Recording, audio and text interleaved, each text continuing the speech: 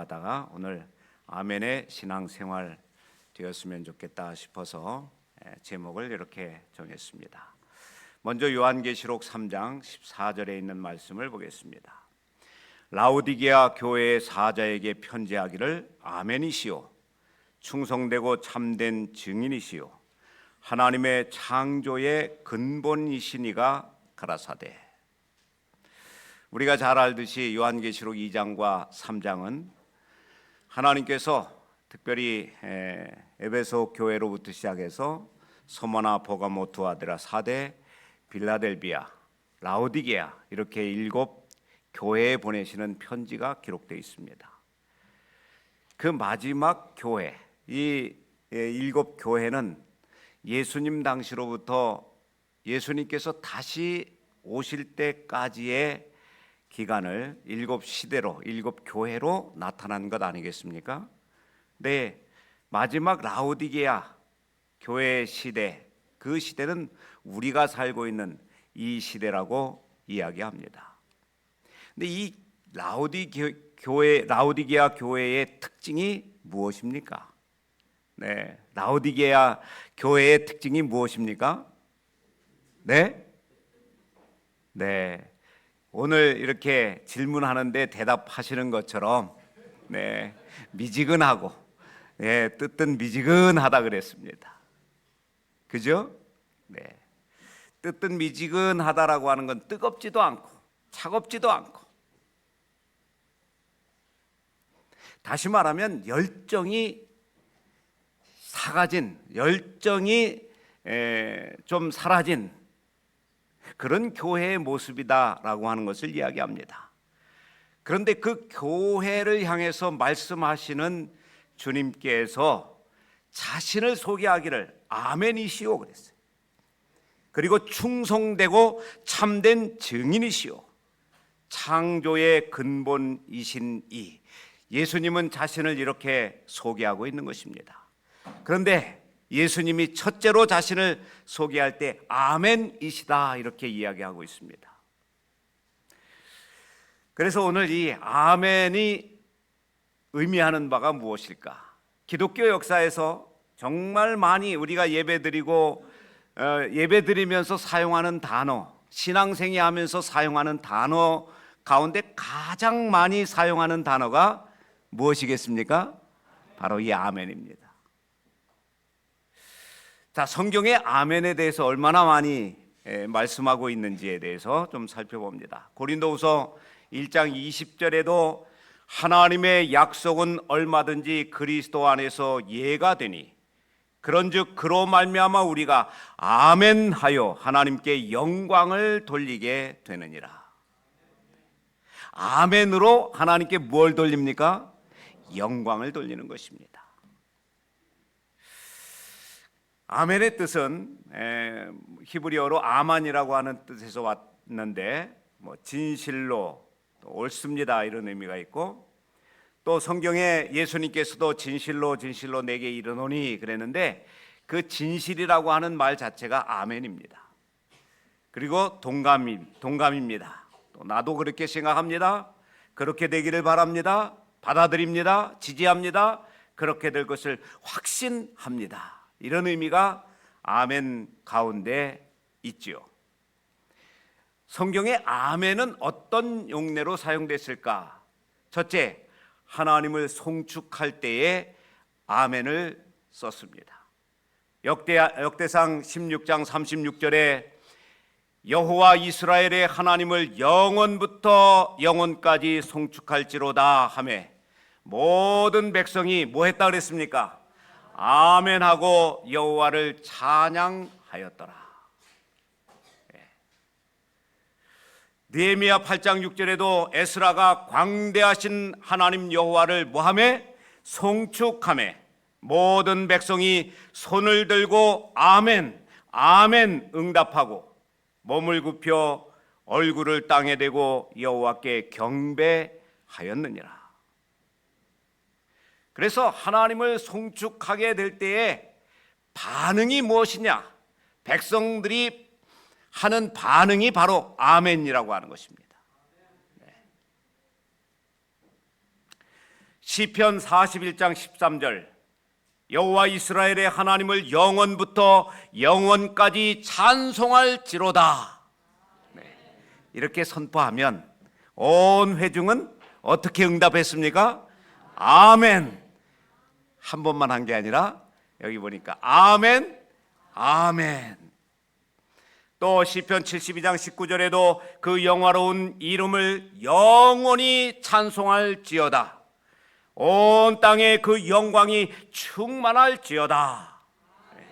그래서 아멘, 아멘 하면서 이새의 아들 다윗의 기도가 끝났다. 이렇게 말씀하고 있습니다. 시편 89장 52절에도 여호와를 영원히 찬송할지어다. 이렇게. 그러면 이제 요 뒤에 아멘, 아멘은 회중들이 하는 반응인 것입니다. 두 번째, 하나님의 영광, 명령을 받아들일 때에 또 아멘 했습니다. 에레미야 11장 5절에 내가 또 너희 열조에게 한 맹세 곧 그들에게 젖과 꿀이 흐르는 땅을 주리라 한 언약을 이루리라 한 것인데 오늘날이 그것을 증거하느니라 하라 하시기로 내가 대답하여 가로되 아멘 여호와여 하였노라. 하나님께서 이스라엘 백성들에게 또는 개인을 지명하여 부르실 때에 어떤 명령을 주시면 그 명령을 받은 사람은 어떻게 받아들였습니까? 아멘 하면서 받아들였다 이 말입니다. 에레미야 28장 6절에도 선지자 에레미야가 말하되 아멘 여호와는 이같이 하옵소서. 여호와께서 내 예언대로 이루사 여호와의 집 기구와 모든 포로를 바벨론에서 이곳으로 다시 옮겨오시기를 원하노라. 여기도 아멘이 사용됐습니다. 우리가 기도를 할 때 기도를 마치면서 아멘 했습니다. 로마서 15장 33절 평강의 하나님께서 너희 모든 사람과 함께 계실지어다. 그럴 때 어떻게 응답했다고요? 아멘으로. 이제 실습을 하는 것입니다. 갈라디아서 6장 18절 형제들아 우리 주 예수 그리스도의 은혜가 너희 심령에 있을지어다. 네. 에베소 3장 21절 교회 안에서와 그리스도 예수 안에서 영광이 대대로 영원 무궁하기를 원하노라. 네. 조금씩 이제 이 좀 커뮤니케이션이 돼 갑니다. 그렇죠? 네, 이렇게 했다 이 말입니다. 빌립보 4장 20절에도 하나님 곧 우리 아버지께 세세 무궁토록 영광을 돌릴지어다. 네. 디모데전서 1장 17절 만세의 왕 곧 썩지 아니하고 보이지 아니하고 홀로 하나이신 하나님께 존귀와 영광이 세세토록 있을지어다. 아멘. 네. 이렇게 기도를 마치면 온 회중들이 그냥 이렇게 속으로만 한 것이 아니라 반응을 한 것입니다. 어떻게 해요? 아멘 이렇게. 자, 그 다음에 네 번째로는 이 아멘은 예, 즉 순종의 의미로 사용했습니다. 고린도후서 1장 20절 하나님의 약속은 얼마든지 그리스도 안에서 예가 되니 그런즉 그로 말미암아 우리가 아멘하여 하나님께 영광을 돌리게 되느니라. 아까 처음에 읽었죠? 그 다음에 다섯 번째로는 그리스도의 이름 중에 하나로 사용되었습니다. 처음 본문으로 읽은 요한계시록 3장 14절에 라오디게아 교회의 사자에게 편지하기를 아멘이시오. 예수님 자신이 아멘이시라고 소개하고 있습니다. 충성되고 참된 증인이시오 하나님의 창조의 근본이시니 바로 예수님 자신을 이렇게 소개하고 있는 것입니다. 여섯 번째, 이스라엘이 저주받을 일을 선포할 때에도 바로 이 아멘이 사용되었습니다. 신명기 26장 15절에서 26절에 보면 우상을 세우는 자에게는 저주가 있을지어다 이렇게 선포했을 때 백성들은 아멘했습니다. 부모를 경홀히 여기는 자에게 저주가 있을지어다 했을 때 우리가 그렇게 이 말씀을 따라서 부모를 경홀히 여기지 않겠습니다, 이런 의미가 있겠죠. 이웃의 지게표를 옮기는 자에게 저주를 선포했습니다.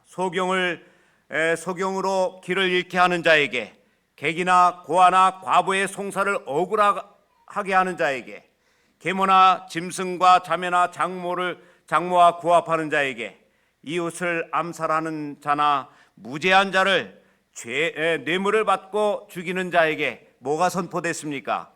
네, 이와 같이 행하는 자들은 저주가 선포되었을 때에 백성들은 우리가 이런 일을 하면 그 저주를 받겠습니다, 이런 의미에서 아멘 했다라고 하는 것입니다. 율법의 모든 말씀을 실행치 않게 될 때에 저주가 선포되었습니다. 자, 그렇기 때문에 우리는 이러한 일을 하지 않겠다라고 하는 의미에서 아멘으로 화답을 했던 것입니다. 그러면 아멘의 삶이란 어떤 삶일까요? 아멘의 삶은 긍정의 삶입니다. 우리가 신앙생활 하면서 아멘 하는 것은 하나님의 뜻을 온전히 뭐하겠다라고 하는 의미가 있습니까? 네, 옳습니다 그랬잖아요, 그죠? 받아들이겠습니다 이런 의미가 있잖아요. 우리가 하나님을 믿기로 결심한 이유는 이제 하나님께서는 이 땅을 긍정적인 면에서 창조하신 분이십니다. 만물을 창조하실 때에 모든 것이 다 긍정적이었습니다. 생명이 깃든 모든 것들은 다 긍정적입니다. 그런데 죄가 들어오고 나서부터는 부정적인 것이 생겨나게 됐어요. 그렇죠? 네. 그래서 모든 생명들이 죄가 들어오면서 죽음을 맞이하게 된 것입니다. 그래서 우리는 이 신앙생활 하기 이전에는 사실 부정적인 삶을 많이 살게 되는 것입니다.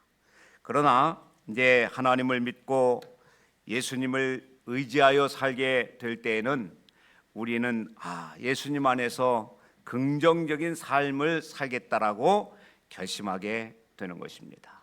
우리가 잘 알다시피 빌립보 2장 5절 같은 경우에 우리가 그리스도 안에 있으면 또 예수 안에 있으면 뭐가 된다 그랬습니까? 모든 것이 다 이루어진다고 말씀하지 않습니까? 그래서 긍정의 삶이다. 두 번째, 이 아멘의 삶은 순종의 삶입니다. 자, 이 부분에 대해서는 좀 이따가 좀 말씀을 드리겠습니다만, 세 번째 아멘의 삶은 무슨 삶이다? 협력의 삶이다 하는 것입니다. 그래서 우리가 신앙생활 하는 것은 하나님의 뜻에 순종하는 것일 뿐만 아니라 하나님께서 이루고자 하시는 모든 일에 협력하는 것입니다. 그래서 우리가 교회에서 뭐 전도회를 한다든지 교회에서 어떤 일을 한다라고 하면 우리는 이 교회의 일원으로서 이 교회에서 추진하는 모든 일들, 그것이 하나님의 거룩한 사업이기 때문에 다 협력하겠다라고 하는 결심을 하게 되는 것입니다. 그 다음에 아멘의 삶이란 네 번째, 무엇의 삶이다 그랬습니까? 변화의 삶이다라고 하는 것입니다. 우리는 끊임없이 변화하는 삶을 살아야 합니다. 하나님께서 우리의 삶 가운데 역사하시면 우리의 삶은 끊임없이 누구를 닮아가게 되어 있습니까? 예수님을 닮아가게 되어 있습니다. 예수님을 늘 바라보는 생애, 예수님을 늘 생각하는 생애를 살게 되면 우리는 자동적으로 예수님처럼 변화하게 돼 있는 것입니다. 그래서 아멘의 삶이란 변화의 삶을 이야기한다라고 하는 것입니다. 다섯 번째, 아멘의 삶이란 구원의 삶이다라고 하는 것입니다. 그렇죠? 우리가 예수님을 받아들이면서 예수 안에서 예 하면서 늘 살게 되면 날마다 구원을 경험하지 않겠습니까? 네. 매일 아침마다 아멘으로 시작해 보시기 바랍니다. 매 삶의 마지막에 예수님의 뜻을 받아들이겠다라고 하는 아멘으로 삶을 마치게 된다면 날마다 구원을 경험하게 되는 것입니다. 여섯 번째, 아멘의 삶이란 하나님을 뭐하게 하는 삶이다? 영화롭게 하는 삶이다 라고 하는 것입니다. 아까도 말씀드렸습니다마는 우리가 아멘으로 하나님께 영광을 돌리느니라 이렇게 말씀을 했습니다. 그 다음에 몇 번째죠? 네, 일곱 번째, 아멘의 삶이란 하나님의 은혜와 복을 누리는 삶이다 라고 하는 것입니다. 그렇기 때문에 하나님은 우리 하나님을 섬기는 하나님의 자녀들이 언제나 이와 같은 삶을 살기를 원하십니다. 긍정의 삶을 살기를 원하시고 순종의 삶을 살기를 원하시고 우리 모든 성도들이 그리스도 안에서 그리스도의 지체된 백성들이 저마다 하나님께서 주시는 직임들을 통해서 협력하여 하나님께 영광 되기를 원하시는 것이고 우리가 늘 예수님을 닮아서 변화하는 삶을 살기를 원하시고 그리고 그것을 통해서 구원의 삶이 되기를 원하시는 것입니다. 자, 우리가 아멘의 삶을 살아야 할 이유가 있을까? 네, 있습니다. 첫째는 예수님이 아멘의 생애를 사셨기 때문에 그렇습니다. 고린도후서 1장 19절 우리 곧 나와 실루아노와 디모데로 말미암아 너희 가운데 전파된 하나님의 아들 예수 그리스도는 예하고 아니라 함이 되지 아니하셨으니 저에게는 예만 되었느니라. 하나님의 약속은 얼마든지 그리스도 안에서 예가 되니 그런즉 그로 말미암아 우리가 아멘하여 하나님께 영광을 돌리게 되느니라. 예수님께서는 이 땅에 오실 때에 하나님의 명령을 받고 오셨습니다. 그죠? 무슨 명령을 받고 오셨느냐? 바로 죄로 말미암아 죽을 수밖에 없는 우리를 자신의 생명을 주고 우리를 구원하라는 명령을 받고 오셨습니다. 그럴 때에 예수님께서는 예하셨다 이 말입니다.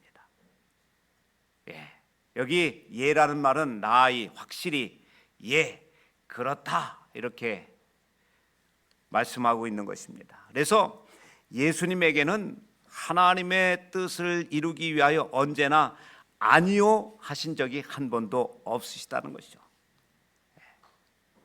우리도 그와 같은 삶이 필요하다라고 하는 것을 이야기해 주고 있습니다. 자, 보겠습니다. 빌립보 2장 6절에서 8절 우리가 너무 잘 아는 말씀입니다. 예수님은 근본 하나님의 본체시나 하나님과 동등됨을 취할 것으로 여기지 아니하시고 오히려 자기를 비워 종의 형체를 가져 사람들과 같이 되었고 사람의 모양으로 나타나셨음에 자기를 낮추시고 죽기까지 뭐 하셨다 그랬습니까? 복종하셨으니 이 말은 아멘 하셨다 이 말입니다.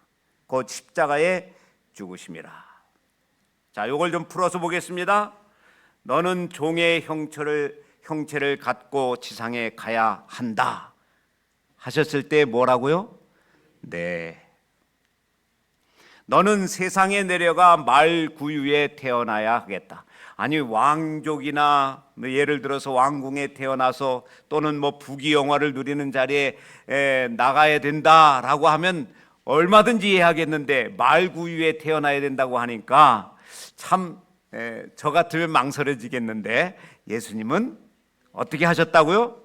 예, 하셨다고요. 그리고 뭐로 태어나야 된다? 목수의 아들로 태어나서 목수로 살아가야 된다 하셨을 때에도 예수님은 뭐 하셨다? 예, 하셨다. 세상에 와서 부귀와 영화를 누리는 것이 아니라 멸시와 조롱을 당해야 한다 라고 하셨을 때에도 예수님은 뭐 하셨다고요? 예, 하셨다고요. 여러분, 많은 사람들의 추앙을 받고 박수 갈채를 받는 일은 쉬운 일입니다. 또 누구나 원하는 일입니다. 그런데 예수님은 이 땅에 오셔서 멸시와 천대를 받으셔야 돼요.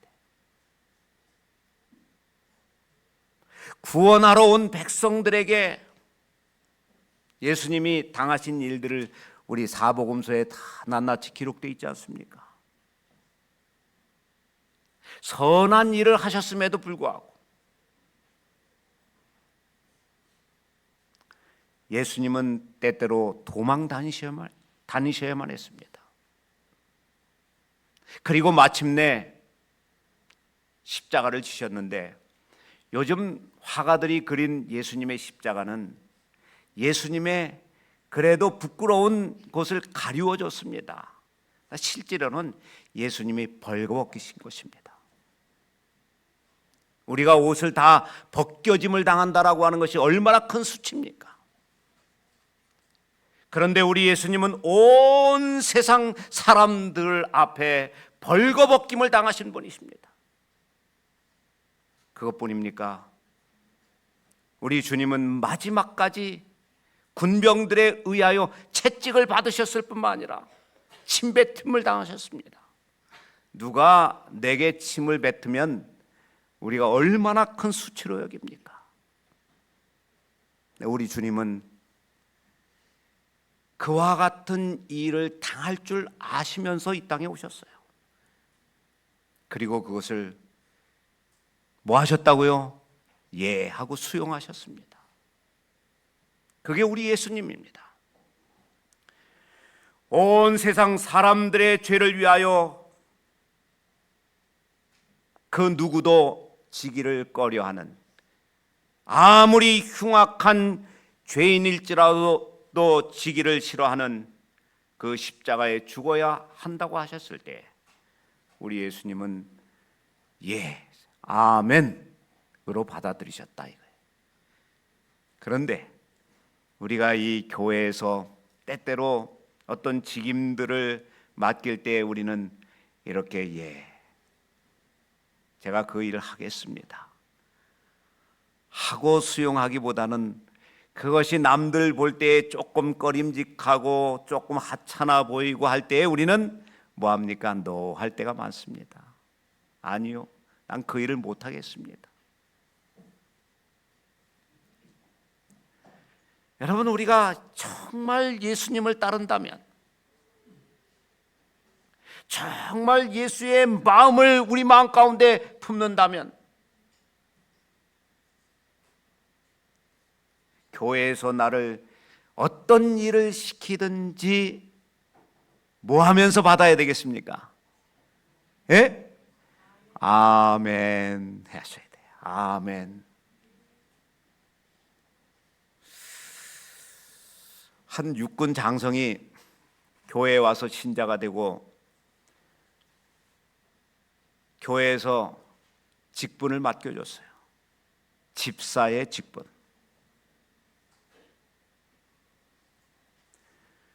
근데 이 집사가 해야 할 일은, 이제 우리 교회는 작으니까 그렇지만 큰 교회들은 다 집사도 여러 직분을 수행하는데 주차 관리하는 직을 맡게 됐습니다. 여러분, 육군 장성이면 거느리는 사람이 많습니까? 네. 근데 교회에서는 집사예요. 해야 할 일이 뭐냐? 주차 관리하는 일입니다. 아니, 내가 그래도 육군 장성인데 내가 이 교회에 나와가지고 이 주차 관리하는 일을 해야 되겠느냐?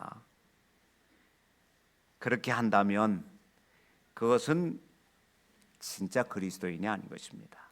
근데 어떤 분은 정말 그 일을 잘 수행했습니다. 군에서는 장성이고 많은 휘하들을 거느리는 장성이지만 교회에서는 집사인 것입니다. 그게 올바른 예수의 정신을 가진 사람이죠. 그분이 쓴 글을 제가 보게 됩니다.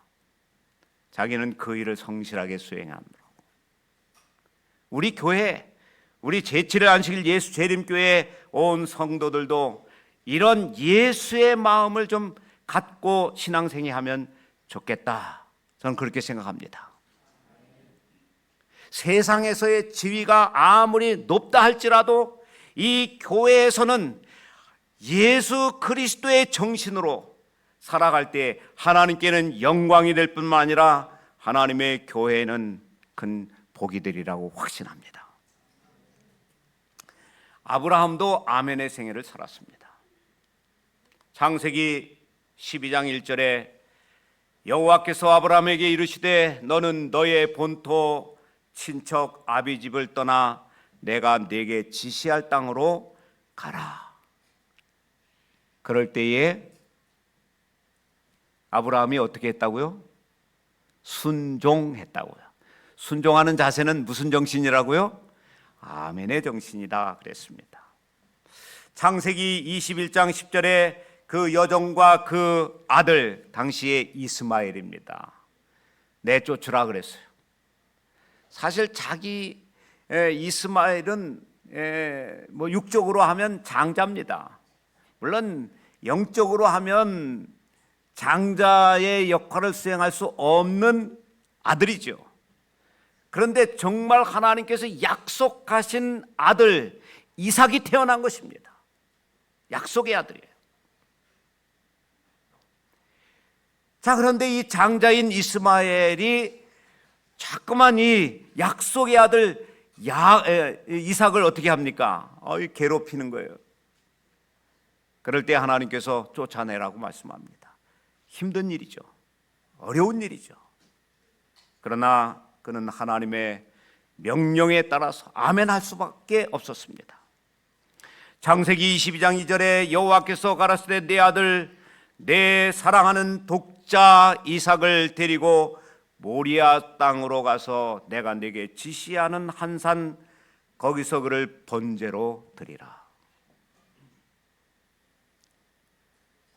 약속의 아들입니다. 이삭은 하나님께서 이 아들을 통해서 장차 저 하늘의 뭇별처럼 바닷가의 모래알처럼 많은 민족의 아비가 되고 민족을 이루게 해 주시겠다고 약속한 아들이 이삭입니다.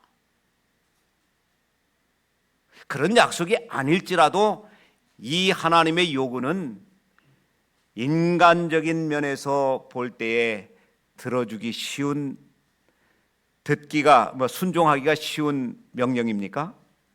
어려운 명령입니까? 네, 어려운 명령입니다. 근데 하나님은 약속의 아들인 이삭을 저 모리아 땅, 지금의 예루살렘이죠, 거기 가서 제물로 드리라는 것입니다. 정말 힘들고 어려운 요구들을 하나님께서 아브라함에게 하셨습니다. 그러나 하나님을 신뢰하고 하나님의 약속을 믿었던 이 아브라함은 하나님의 명령을 뭐 했습니까? 예, 아멘으로 받아들였다 이 말입니다. 모세도 그랬습니다. 모세의 생애 또한 아멘의 생애였습니다. 출애굽기 14장 15절 21절 여호와께서 모세에게 이르시되 너는 어찌하여 내게 부르짖느냐 이스라엘 자손에게 명령하여 앞으로 나아가게 하고 모세가 바다 위로 손을 내밀매 여호와께서 큰 동풍이 밤새도록 바닷물을 물러가게 하시니 물이 갈라져 바다가 마른 땅이 된지라. 사실은 이런 일을 하기에 참 우리가 얼마나 믿음이 많이 필요한지 모릅니다. 이스라엘 백성들이 저 애굽에서 나와서 하나님의 인도를 받아서 도착한 곳이 홍해바다 앞이었습니다. 앞에는 바다가 넘실거리고 뒤에는 추격하는 애굽 군대들이 쫓아왔습니다. 사면 초가에 이르게 된 이 모세에게 하나님의 명령은 뭐냐? 바로 이 바다 앞에 서서 지팡이를 들고서 이 바닷물을 가르라는 것입니다. 쉽습니까? 어렵습니까? 네, 이 쉬운 일이 아니에요. 그런데 하나님의 명령을 받은 모세가 예, 아멘 여기 받아들였다 이 말이에요. 그랬을 때에 어떤 일이 일어났느냐? 홍해가 갈라지는 놀라운 역사가 일어나는 것입니다. 베드로도 그랬습니다. 누가복음 5장 4절에서 6절에 보면 깊은 데로 가서 그물을 내려 고기를 잡으라. 밤이 맞도록 고기를 잡았지만 한 마리도 잡지를 못했습니다. 그런데 예수님의 말씀을 받았을 때에 베드로가 뭐 했다 그랬습니까? 말씀에 의지하여 밤새도록 고기를 낚았어요. 한 마리도 잡지 못했습니다. 그런데 예수님께서 말씀하실 때에 그 말씀에 의지하여 가서 뭘 내렸다? 그물을 내렸다 그랬어요. 이게 뭐냐? 이 말씀에 의지한 게 아멘인 것입니다. 그랬을 때에 그물이 찢어졌다 그랬어요. 여러분, 아멘의 삶에는 이와 같이 하나님의 약속이 포함된 것입니다. 그래서 하나님께서 우리에게 도무지 납득할 수 없는 요구를 하실 때일지라도 아멘하면 하나님께서 능력을 베풀어 주시는 것입니다. 우리가 그런 경험을 할 필요가 있을까요? 없을까요? 누구처럼? 네, 이런 베드로처럼, 모세처럼, 아브라함처럼. 그런데 이런 경험이 없으면 우리는 주저할 수밖에 없는 것입니다. 이제 마지막으로 예수님의 어머니 마리아. 누가복음 1장 30절, 34절, 38절에 보면 천사가 이르되 마리아여 무서워하지 말라. 내가 하나님의 은혜를 입었느니라. 마리아가 천사에게 말하되 나는 남자를 알지 못하니 어찌 이 일이 있으리이까. 주의 계집종이 오니 말씀대로 이루어지리이다. 여러분, 상상할 수 없는 일이 성경에는 많이 이루어지고 있습니다. 어떻게 남자를 알지 못하는 처녀가 잉태하여 아들을 낳을 수 있느냐? 아무리 천사가 와서 이야기해도 이게 믿을 만한 일입니까? 믿지 못할 만한 일입니까? 네, 그게 아멘입니다. 그러나 이성적으로, 논리적으로, 과학적으로 이루어질 수 없는 일입니다. 이루어질 수 있습니까? 그런데 하나님께서 하신 명령에는 이 땅에서 논리적으로, 과학적으로, 이성적으로 이루어질 수 없는 창조의 능력이 나타나게 되어 있는 것입니다. 오늘 우리가 믿는 하나님은 우리가 아멘으로 화답할 때에 그와 같은 놀라운 역사를 이루실 수 있는 분이라고 하는 사실입니다.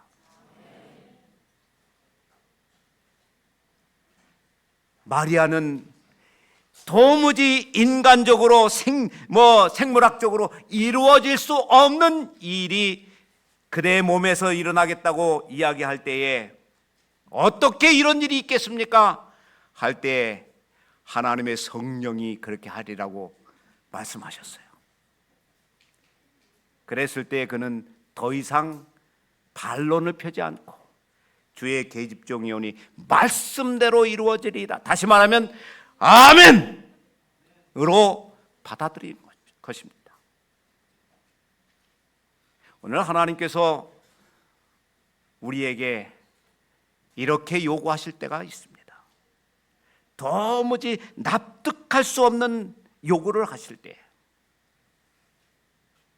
일지라도 우리는 아멘으로 받아들인다면 이런 창조의 능력을 누구를 통해서, 나를 통해서 이루실 수 있다라고 하는 것입니다. 그래서 우리는 순종해야 하는 것입니다. 주님의 뜻을 따르기 위하여 아멘 하는 삶이 필요한 것입니다. 자, 이제 우리는 어느 때에 그러면 아멘 해야 할까? 하나님의 약속을 들었을 때, 하나님께서 우리에게 말씀을 통해서 약속하십니다. 그때 우리는 그 약속을 무엇으로? 아멘으로, 아멘, 그 약속을 제 것으로 받아들이겠습니다. 사실 이 성경은 약속의 책 아니겠습니까? 하나님께서 우리에게 약속해 주셨습니다. 무엇을 약속해 주시냐? 죽은 자가 살겠다, 부활의 약속을 해 주셨어요. 그런데 참 믿기가 어려운 경우가 많지만 우리는 그것을 받아들이는 것입니다.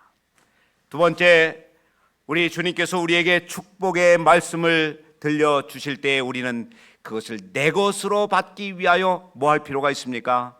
아멘 할 필요가 있습니다. 세 번째로, 찬송과 경배를 할 때 우리는 정말 이 하나님께 찬송과 경배를 드릴 때 온 마음을 다하여 아멘 해야 합니다. 그리고 그리스도의 재림의 기별을 들을 때, 이제 우리는 이 기별을 너무 많이 듣고 그래서 우리의 심령이 무뎌질 수 있지만 날마다 새롭게 할 필요가 있습니다. 우리 제7일 안식일 예수 재림 교인이 아닙니까? 그죠? 그래서 날마다 그리스도의 재림의 기별을 듣습니다. 물론 실제적인 기별도 듣지만은 우리 주님께서 재림을 알리는 각종 징조들이 온 세상에 범람하고 있습니다. 그때마다 주님께서 오실 시간이 정말 가깝고도 가깝다라고 하는 사실을 인식하면서 주여, 우리가 주님을 맞이할 준비를 하겠습니다 라고 하는 신앙의 자세를 견지해야 하는데, 그것이 바로 아멘의 신앙인 것입니다.